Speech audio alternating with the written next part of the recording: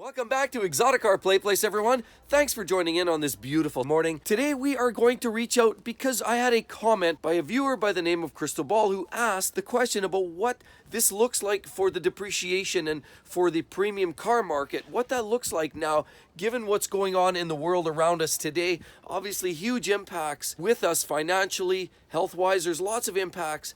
But what does it look like for depreciation and for premium cars, for example, like Jaguars and Benz and Beamers and exotic cars? What does it mean for depreciation or value of those cars for the next 6 months, year, 5 years down the road? Let's get into it now.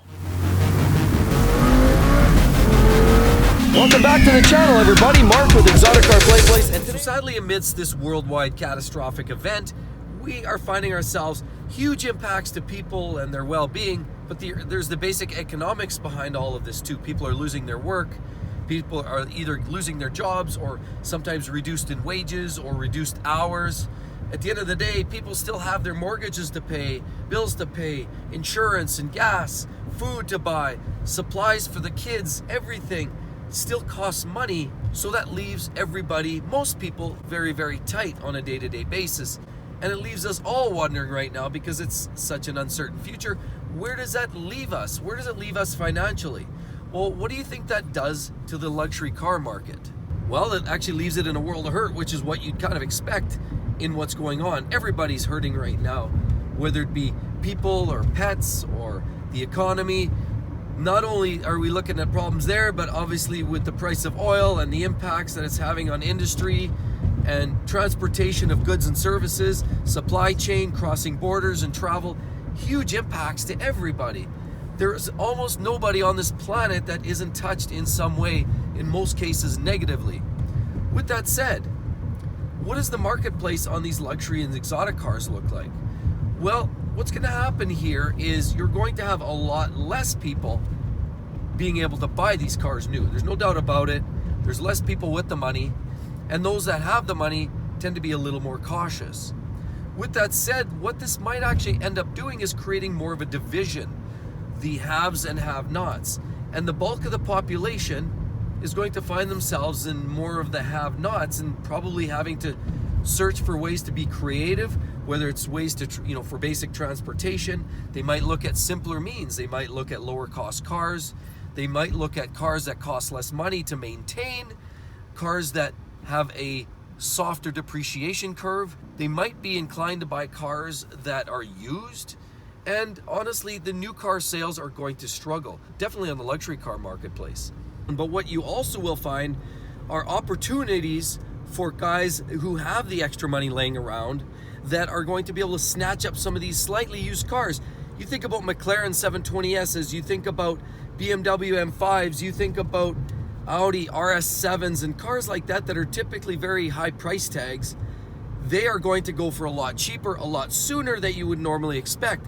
The typical depreciation curve likely won't apply in a case like this, because the few people that are actually shopping for a second-hand luxury or exotic car will have the money to sort of drive the market a little bit more. And it won't be so much a seller's market, it'll definitely be a buyer's market.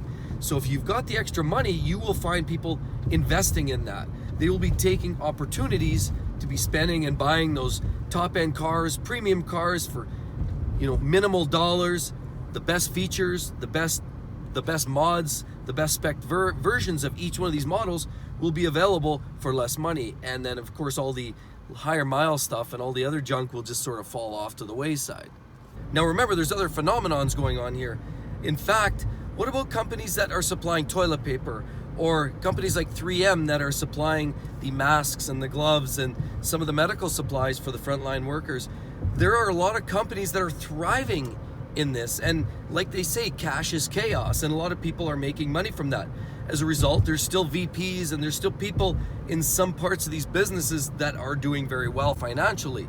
And as a result, the spin-off, of course, is these people are still buying cars and houses and boats and, spending relatively irresponsibly. However, the world does go around, and as long as there's people on the planet, there are those that will struggle. The vast majority will, until we get back on our feet, and hopefully this whole situation clears itself way sooner than later. But again, as I say, there's those that will be taking advantage And as a result, the depreciation rates will change dramatically. They'll drop off much quicker than they did in the past, where typically most cars would depreciate and sort of hit the sweet spot in that 3 to 4 year range. Would be your sweet spot versus, reliability versus the actual service life. However, now I think what you're going to find is that 6 months to a year is where you're going to optimize that spot. You're actually going to hit the bottom depreciation much quicker, and then the curve is going to flatten out a little bit. So I hope that helps everybody to understand what I see as happening in the short term to mid-term with the car industry in terms of depreciation. I do see, in fact, opportunities for those that have a little extra money laying around and who are willing to spend it on a car. So take all of that with a grain of salt, and I hope you guys all just stay safe. Hope to see you soon. So thanks again for sticking around to the end, guys. Hey, if you like the channel, click on the subscribe button over here, and the notifications bell lets you know when the next great video is out. As well, don't forget to click the link over here. Given what we're talking about today, you may want to read up on some of the best selections of affordable 150 mile per hour sports cars out on the market. So thanks again, everybody. Hope to see you real soon. See you then. Bye-bye.